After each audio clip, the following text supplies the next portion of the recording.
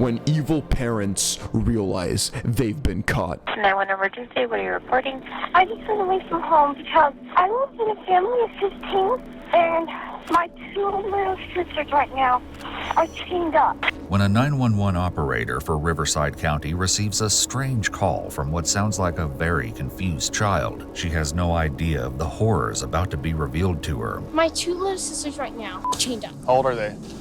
11 and 14. Well, why don't you guys just leave the house? Are you kidding me? You can easily extrapolate that logic to other fucked up ways. Why didn't you just say no to the guy that was gonna sexually assault you? Why didn't you just stop them? Like, motherfucker, it's not that easy. Hi. Hi, sorry to bug you. We got a call for a check the welfare here at your house. Yeah, why? Okay. What kind of call did you get? Look how nervous they are. There was a young female walking around saying that she came from a house over here. Think that she came from here? That's what she said. Officers head to the back of the house to the children's bedrooms, two tiny back rooms, the first crammed with narrow bunk beds, and the second, which is crammed with both bunk beds and a filthy mattress, with two little girls sitting listlessly on top. Hi, sweetheart. Hi, girls.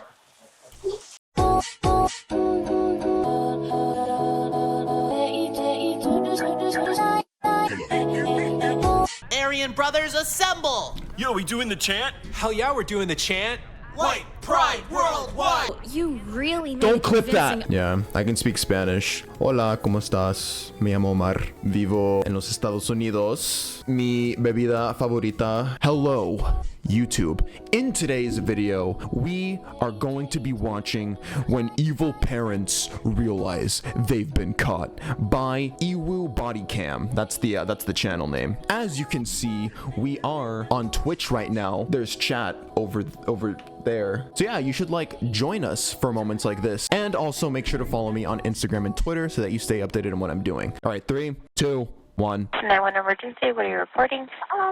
I just ran away from home because I live in a family of 15, and my two little sisters right now are chained up. Okay, how old are you? I'm 17. When a Oh 911 my, wait, that's so sad. Wait, she sounded younger than 17. Is that just me? She sounded like 13 or something. I'm 17. When a 911 operator for Riverside County receives a strange call from what sounds like a very confused child, she has no idea of the horrors about to be revealed to her. In the very early morning hours of January 14, 2018, a home security camera in Paris, California captures what looks like a young child fleeing from what seems to be a typical suburban house. The child runs shakily down the driveway before picking up speed once hitting the sidewalk and disappearing from view. This is 17-year-old Jordan Turpin, and though she's been planning for this moment for almost 2 years, she still has no idea what she's about to do will change the course of her family's lives forever. Interestingly, another person, this one looking to be older, also emerges from the house and moves quickly down the street off camera. Probably chasing in the complete opposite direction, only to return a few minutes later and re-enter the house. At the same time, Jordan makes it to a corner down the block where she stops beneath a stop sign and, with hands shaking violently, dials 911. I just ran away from home. Okay, do you know where you are? I'm actually in California, Paris. Do you know what street you're on? No. Do you see any signs or anything, like any street signs? No, I don't.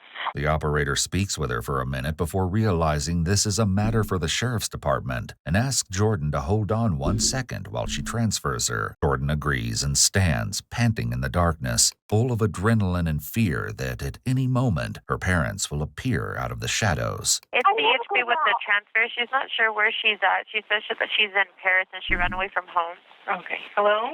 Hello? Oh, yes, I'm still here. What's your name? Jordan Turpin. The operator asks her to spell her last name, and Jordan tries, although she misspells it both times the operator asks. Turpin. Do you need my address? Yeah, what's your address? Oh, it's so sad, bro. Like, hearing her, like, try and talk, like, 'cause she's so young, 17 years old. This might be her first time ever even having to call 911, so that by itself is making her nervous. Just hearing her stumble is just so heartbreaking. Okay, you gotta give me a minute. It's going to take a while. Here, Jordan pauses, taking a couple of deep breaths before Give doing me her a best to minute. provide Oh my an god, answer. dude. I live in, okay, this is my address, 9257. Okay, did you get that? Case? Is it C-A-S-E? Okay, sorry, I'm going to start over. This phone call itself is making me want to cry, dude. Like, she's so, like, polite still. Like, oh my god. Case? Is it C-A-S-E? Okay, sorry, I'm going to start over. My address is 925705574. Did you get it? Okay, so now you just gave me a whole bunch of numbers. You didn't give me any kind of street name there. Oh, okay, I'm sorry. Okay, so you're just around the corner from your house, is that right? Yeah, I think. I'm not sure. I've never been out. I don't go out much, so I don't know anything about the streets or anything.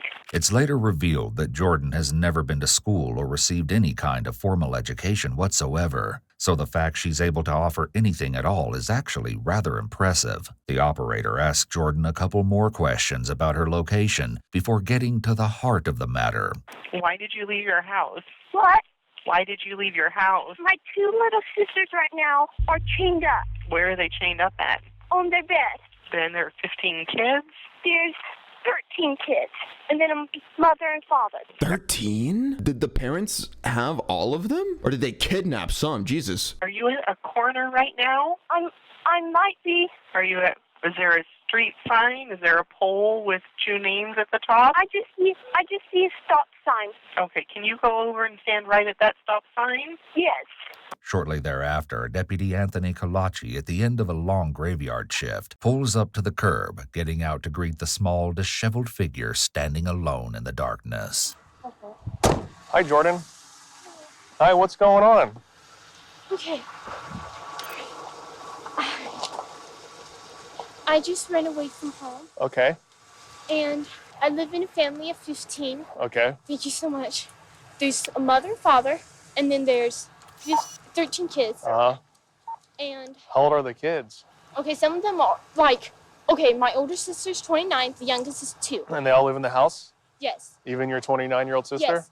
Oh, yeah, they're kind of scared to ask to move out because of their mother. Some of them have asked for a job before, and she acts like that's crazy and it would never happen. But, my 2 little sisters right now, chained up. How old are they? 11 and 14. They're chained up because they stole mother's food. Uh-huh. But, okay. They're treated like animals or something. Chained up and shit. And they don't go to school, right? So they just have them locked up there, not allowed to ever leave and interact with the world or something? Do you want to know why they stole mother's food? Why? All we ever eat for probably 2 straight years or 3 or more, but we always eat the same things. But sometimes we do eat. I'm sorry if I talk too much. I've never talked to anybody out there, so I've never been alone with a person, so this is very hard for me to talk. Despite Jordan's marked level of trepidation, she continues to divulge as much information as possible, though she clearly struggles to put it all into words. She picks up where she left off with the dispatcher during her 911 call in regards to Turpin family life and how little the children were fed. I don't know much about my mother. She doesn't like us. She doesn't spend time with us ever. Who takes care of you? I take care of myself, and Mother does buy food for us, so she feeds us. Okay, all we ever eat is peanut butter sandwiches. Sometimes they tell Mother that they're hungry, but she has to give it to them. And then when they throw up, she says, "You're supposed to tell me if you're hungry, I'll give you something." And then they try to tell her, and she just okay, go on. So... You've never been outside before? Okay, I've been outside. Do you go to school? No. I haven't finished first grade. Jordan, having been sheltered Hey, she speaks well, though. I'm glad to see that. She wasn't allowed to even, really go beyond first grade. when she concedes that she isn't familiar with the most basic of health-related terminology. Does anybody at the house take any kind of medication? Oh, I don't know what medication is. Any medicine? When we have a cold, sometimes we take Robitussin. I don't know. We don't take medicine much when we're sick. Do your parents know you left your house? No, they don't. Do you take any medication? What's medication? Medication? Yeah, what's medication? Do you take pills? Gee, she doesn't even know what medication is, dude. I think I've ever taken a pill before. Okay. But... Well, she doesn't know the term, but she knows what it is, maybe. Okay, Mother treats them right. They're like, they go out every day when she goes out, but she takes turns sometimes. It's 2 right now. But when was 1, was crying, and mother from her head with a pencil, and she just turned 1. And we was like noticing stuff, like, we was like, did get amnesia? Because she started acting weird after that. And so, So you don't go to school? right, I don't go to Do your school. parents, do they let you go outside? I've never, we don't even go in the backyard. But the reason I called and the reason I managed to get out here, this is one of the most scariest things I've ever done. I'm terrified. But I called because my 2 little sisters, they're chained up right now. Do you have pictures of that? Yes, I can show you. I actually Nice. She thought of getting evidence and everything. That's good. didn't have it, and then one of my sisters told me I need to get pictures. So see, here you can look at them. See, those are the places that make it on them, and that's. And see how dirty she is. We're so filthy. We don't take baths. Is there a cell phone number? No, that's to this? No. Can I look at? Do you have any other photos? You might be able to see it. Yes, those are just photos of me. I have pictures and videos, but they're on my camera, and I have to. Have you lived in other states? Yeah, Texas. Did they act like this when you lived in Texas? Damn. I live in Texas. Shit. I wonder where this happened though. Do they say like the town, like Houston, Austin, San Antonio? Yeah, they acted different. They actually banned all of their kids in a house, and they left us there for like 4 years. And then Sorry. No. This happened in California. My bad. I guess you just said that they've been to Texas. Kids in a house, and they left us there for like 4 years, and then later they came back and picked us up. But they're living with us right now. As the Texan neighbors of the family would later report, the family, who'd moved to Texas in the late 90s, kept entirely to themselves until a decade later, Oh, no, when it they is apparently Texas. fled in the middle of the night without a word of explanation. When I'm neighbors confused. went over to the mobile home to check on the dogs that had been abandoned there, they were shocked and horrified by what they saw. The dogs had apparently been found surviving off the used diapers left amid the other trash and feces left in the home, and the doors and refrigerator all bore padlocks and frayed ropes tied to the multiple bare bunk beds. It would later come out that this was where the Turpins had abandoned all but 2 of their children for at least 3 years, while they themselves lived in an apartment nearby, only coming by once a week to drop off a small amount of food. Sometimes we live in filth, and sometimes I wake up and I can't breathe. My God, bro, it's such a mess. Because how dirty the house is. We never take baths. I don't know if we need to go to the doctor, but sometimes we think stuff might be wrong with us, and we tell Mother, and she just says, go on. When was the last time you had a bath? I don't know, almost a year ago. What if I went to your parents' house right now? What would they tell me? I'd be terrified. If you went to my parents' house, they couldn't see me. How did your sisters get like this? Your parents chained them up? Yes, because they stole food. Okay. But they stole it because they were hungry. You make sure to save these, okay? Okay, I will. Don't get rid of those. I will. I won't. Yes. Okay. Can you do me a favor? Take a seat in the back of my car? Yes. We're going to go around the corner, okay? Okay. And take a seat back here, okay? By this point, the deputies heard enough. He radios for backup and escorts Jordan to the police car to be driven to the family home. He reassures her she doesn't have to see her parents. On the way over to the house, Deputy Kalachi asks Jordan a few more questions. Do you have any injuries? What's injuries? It makes you want to just like cry, bro, or it just makes you get sad. Like she just said, what are injuries? Like what's injuries mean? If I was a cop in this situation, well, like obviously he's doing his job right now. He has to get as much information, but man, after this, bro, you got to get these kids, like, especially this girl, get her like a nice meal finally. Just make her feel safe, you know? Do you have any injuries? What's injuries? Are you hurt? Oh, no, not right now. Okay. Are your parents sleeping? No, I think they're up. They probably noticed me missing. Have you ever tried to escape before? Yes, I have.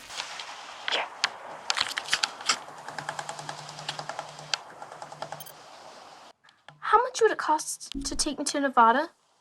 Nevada? No, not Las Vegas, just Nevada. Just the border, just at the very beginning of Nevada. Yeah. How much would it cost? The heck? Huh? No, I'm 18. Okay, a couple hundred? I'm not going. I'll take a bus. Yeah, thanks. What is Bye. this? Oh, that was her trying to escape another time. Oh. Never tried to. My parents never caught me. But my older sister has run away, and she caught her, and she was I think just turned 20. Yeah. And her sister caught her and brought her back home, and she got in so much trouble. Has anybody ever been to your house before to check on your welfare? Like, have any of your other siblings called the cops? No. Yeah. Some of them have wanted to, but they're too terrified. Did you call the police? I know. I didn't have a way to get a phone yet. This is the first chance I got the phone back. But I got this phone probably like less than a month ago. But the next chance I got to call and run away was... How did you get a phone? Okay, it's my brother's phone. He was going to throw it away, and it wasn't used. And so I needed a way to call 911, and I asked my sister, would that be okay? And why don't you know much? We don't go around. Our parents never tell us things. When we hear stuff, we're shocked. It took forever for us to figure out what our parents does is against the law. And even the 29-year-old doesn't know this? Okay, the 29-year-old does. The sister, 29-year-old Jennifer Turpin, had in fact tried to escape once when the Turpin family lived in Texas, but without any form of education or identification, she was eventually forced to return home, where she was promptly punished. Is there a phone number to that phone? I don't think there is. How did you call 911? Well, you can call 911. Oh. I'm sure any phone that, even if it's not... I'm surprised the cop doesn't know this. A phone without service can still dial 911. You can't call any other number besides 911. That's the only thing that'll work on a phone that's not activated. So your parents, you're 17 years old? Yes. And throughout your whole life, you've never gone to school? Right. I started first grade 2015 or 2016. Uh-huh. But, How did you start first grade? Oh, in homeschool? Yes. What else do your parents do to you guys?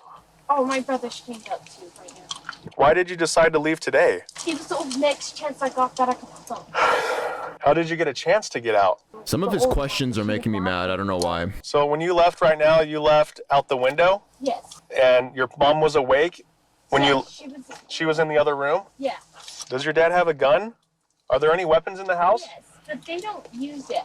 How long have your mom and dad been married? I don't know, probably 20, I don't know. They got married when she was 16. Jordan is referring to her mother, 49-year-old Louise Turpin. According to both of Louise's sisters, Louise essentially ran away from home with the then 23-year-old David when she was only 16. David was from a highly respected and influential family in their hometown, and it was for this reason that Louise's parents gave their blessing for the two to get officially married. According to David's parents, the reason he and Louise had so many children was down to them both being deeply religious in the Pentecostal faith, though the couple didn't attend a church or even have one near their home. Does your mom take you to the doctor? Not all the time. There was one time we all went to the doctor, and that's because we were sick, and the doctor told us that if we were one day later, it would have been too late. Have the police ever got involved with this? No. Well, why don't you guys just leave the house? Because we're terrified. Dude, what? These fucking questions. Why don't y'all just leave? Bro, like, they're held captive all these years by their parents. When you're held captive that long, that's just your world, man. You know you should escape, but it's like at the same time, this is your home in a way. And it's your parents, so it feels weird to call the police on them. But I mean, after a while, the living conditions start getting to you because like the house is a mess. They're not caring for your health. They're not feeding you good. I don't know. This cop is just pissing me off. From the chewing the gum to the stupid ass fucking questions. We don't really have a way. Everyone's always looking. There's always somebody. Well, you said your mom's always gone, right? Right. Well, why don't you just leave? Dude, are you kidding me? Why don't you just leave? You can easily extrapolate that logic to other fucked up ways. Yeah, that like, why didn't you just say no to the guy that was gonna sexually assault you? Why didn't you just stop them?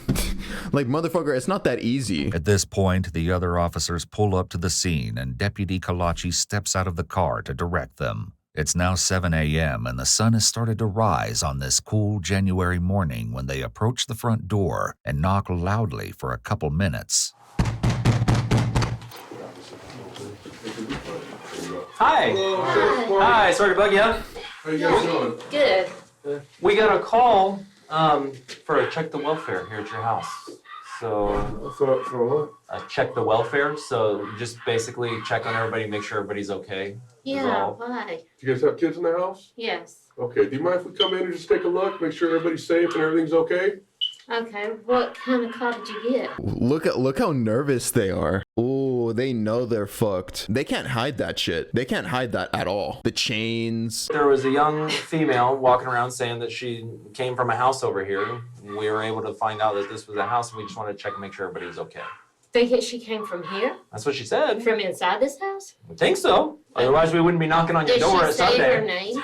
I don't know, Look at her. She's trying to find out who like called, just like to what, to maybe punish them later if they get out of this. I don't know. Did she say her name? I don't know offhand, but we need to check. We just need to check and make sure everybody's okay. You'll notice the officers are careful not to mention Jordan by name, to not implicate her to her parents' faces. Once we get in, make sure everything's okay. We'll get out of your We hair. have a lot where we're packing. Okay, We're getting that's ready fine, to that's move.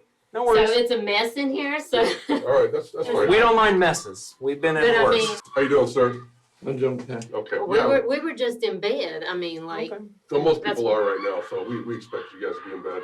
Okay. And no weapons in the house or anything like that? I do have a gun. It's locked up. Okay, locked up is good. We like that. Okay, well, we're gonna come in and check, okay? We just wanna make sure everybody's okay. Oh, do you have a search warrant or anything? Or No. we don't need one? As the officers prepare to carry out a warrantless search of the premises, they have determined there are exigent circumstances surrounding the current situation. Courts will typically look at the time when officers make the warrantless search or seizure to evaluate whether, at that point in time, a reasonable officer at the scene would have believed it was urgent to act and impractical to secure a warrant. Courts may also consider whether the facts suggested that the suspect was armed and planning to escape, whether a reasonable police officer would believe their safety or others' safety was threatened, and whether there was a serious crime involved. Police in hot pursuit of a fleeing criminal may also make use of the exigent circumstances exception. As officers push their way past the corpulent door jamb that is David and ease their way into the large open home, they're shocked and horrified by what greets them. Every inch of the 2,388 square foot house's floor is covered in mounds of rotting food and moldering trash, while the powerful stench of human waste hangs in the humid air. Just straight up neglect, bro. Look, you can't live in this. It's the mess combined with like the piss, the feces. They're not cleaning any of it. Strangely, there also seems to be several dozen unopened boxes and packages of children's toys and brand new children's clothing complete with tags seen peeking out of the monstrous piles of garbage. All right, well, like I said, sorry to bug you guys, but we just got this call.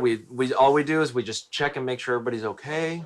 And You got a call? yeah, we got a call from, I'm not sure if it was the young girl that left or if it was a neighbor that saw her walking around the street. So we'll get to the bottom of it. How many kids do you have? 13. 13 total?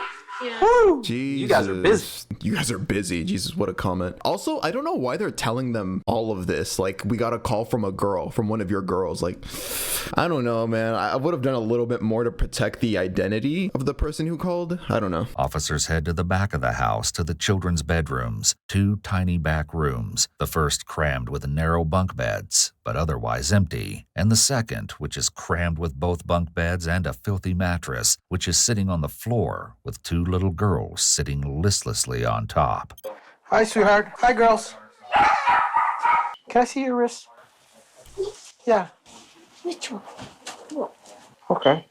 The officers believe they found the room featured in Jordan's phone pictures, but there's only one thing missing: the actual chains. The children, obviously frightened and wary of the strangers, give no answers, though eventually one does point them surreptitiously to a sliding closet door. Meanwhile, Officer Ogden is still by the door with David and Luis, distracting them with questions and small talk. Where are you guys planning on moving to? Oklahoma. Oklahoma? Yeah. That's a long way away. Yeah, it is. You guys know family over there or anything like that? my job is moving. Oh, okay. What do you do for work? Finally, as his eyes have adjusted to the gloom, Officer Ogden notices something to his left and suddenly realizes David Turpin may have had a reason to be awkwardly standing in that particular spot in the entryway. Oh, he's like blocking probably like the room. And they know they're fucked, by the way. Like that, you can the way they're talking, their faces, they know they're Is this another bedroom back here? You got another couple kiddos asleep there? Yeah. Sarge, you got another room in the front right here with 2 kiddos in the bed. Officers enter the previously unnoticed third bedroom, where they find a boy who is chained by his wrists and ankles to the top bunk bed. Back in the girls' room, Officer Rodriguez slides open the closet door and looks inside. All right. All right, let's just go ahead and detain the parents at this point. Ma'am, why don't you step over here for a minute? Just step over with my partner here for a second. You got any weapons on you? No. Turn around real quick. I'm gonna check you out. Do me a favor. Face that window over here. Over this way? Yep. You don't have any weapons on you? Nothing hidden in the bra or anything. Okay, just making sure, because we have some people that do that. So we just want to make sure.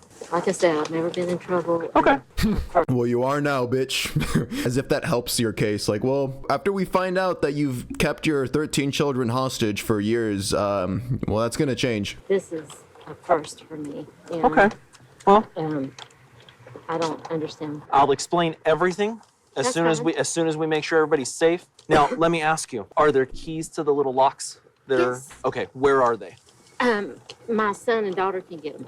Okay. All right. Is that what this is about? Well, that's part of it. Yeah, definitely. We need to make sure that the kids are safe and that they're not tied up. I know, So, that's understandable, but I can explain that. While the parents are being detained, officers still inside the house begin a desperate search to find the key to free the chained child. Does it work on his? I know. The other one, that's what I was saying. The other one is in there. It looks different than that, but it's the same size. It's in the drawer? It's in the drawer that I was in.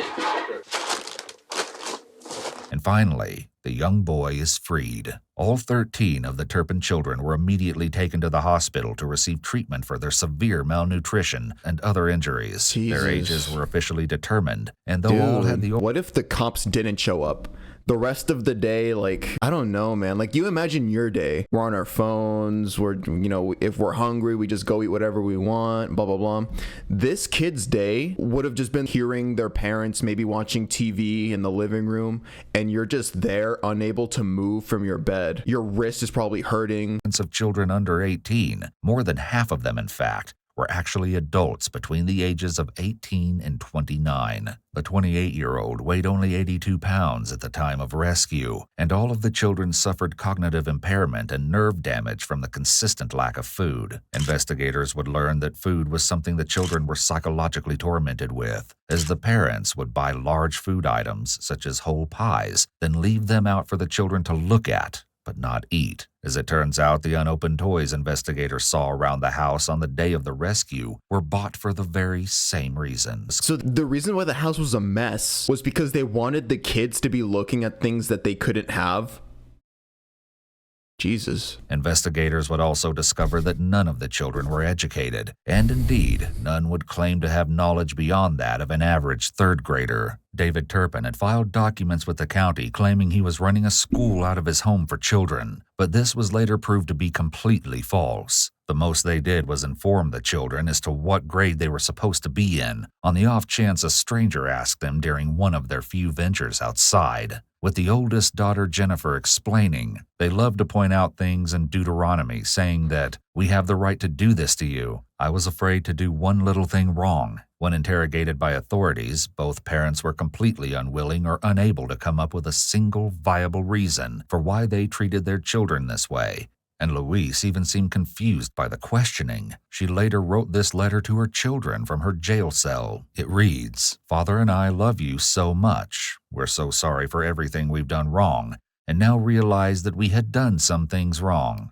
Manipulation. Just straight up like manipulation, bro. That's what this apology is. And now realize that we had done some things wrong. Things will be so different in the future. The way you eat and outside time and baths will be done more regularly. I'm sorry this had to happen, but our future as a family will be so much better and stronger. We hope to see you guys soon. Love and kisses, Mom and Dad. I promise there will be no chains in the house again. That would never happen again. I'm so sorry. I love you so much and hope to see you soon." David had something different to say. In a statement to the court, "Your Honor, I thank God for all of my children. Each one of them is a blessing from God. My homeschooling and discipline had good intentions. I never intended for any harm to come to my children. I'm sorry if I've done anything to cause them harm. I'm glad that we were able to resolve this case without my children being forced to testify. I love my children and I believe my children love me. I hope and pray that my children can stay close to each other and look out for each other since their mother and father cannot be there for them and with them. I hope the very best for my children in their future.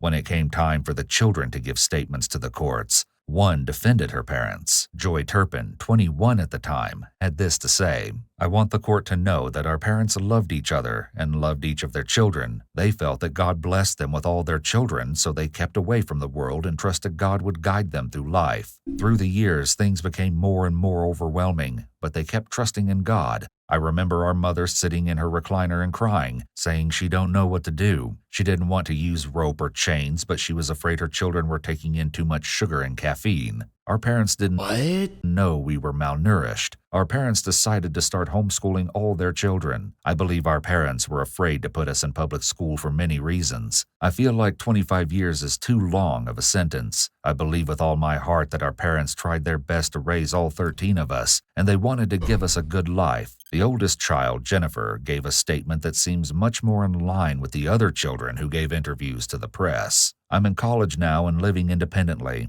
I love hanging out with my friends, and life is great. I believe everything happens for a reason. Life may have been bad, but it made me strong. I fought to become the person I am. I saw my dad change my mom. They almost changed me, but I realized what was happening. I immediately did what I could to not become like that. I'm a fighter, I'm strong, and I'm shooting through life like a rocket. In April 2019, David and Louise Turpin were both sentenced to 25 years to life in prison, where they remain to this day. Good. As for the Turpin children, once their parents were arrested, they were split into two groups, with the adults being placed in supportive care and the underage children being placed into foster homes. This should have been where their story ended, as the children were now free and should have been safely on the road to recovery. But unfortunately, in 2022, the 6 younger Turpin children filed a lawsuit against both Riverside County and ChildNet, a private foster care agency, alleging that they were knowingly placed in inhumane foster homes. At the time of this video, a resolution to this lawsuit has not been made. The adult Turpin children. As for the kids who like defended the parents, I'm sure there's like a form of Stockholm syndrome there, where it's like, again, like you really can't blame victims for how they behave after their abusers have been caught, because it's tricky. Like it's your fucking parents, so it's hard not to love them even if they do something terrible to you. And then the apology from the mom and dad, the moms was straight up like manipulation. I'm sorry, like you're just trying to like, they're basically using the fact that they're their parents to, you know, be all sweet, be like, I'm so sorry, like going forward there's not going to be any more like blah blah blah. It's bullshit. And then the dad's just fucking brain dead, dude. I wonder who initiated it. That's a question I'd like to get answered. Like in a relationship like that between like, you know, husband, wife, whatever, boyfriend, girlfriend, I'm pretty sure there's always somebody who like spearheads an operation like that. How does that even start? Like how does that conversation begin? The husband started it, it said in the video. Did it? Oh, the girl's I remember our mother sitting in her recliner and crying, saying she don't know what to do. She didn't want to use rope or chains. I saw my dad change my mom. Oh, I saw my dad change my mom. I missed that part. Of course he had to be Christian. Nothing specifically against Christian people, but like crazy religious people. The cop pissed me off. The cop that like found Jordan, the little girl, the 17-year-old. Some of his questions were just, I don't know, just tone deaf or stupid. The most heartbreaking thing was hearing Jordan talk, dude. The way she was talking, so polite. She didn't know basic definitions to things, obviously because they had no formal education. I think that's a good way to explain it. It was like sad because it was so innocent.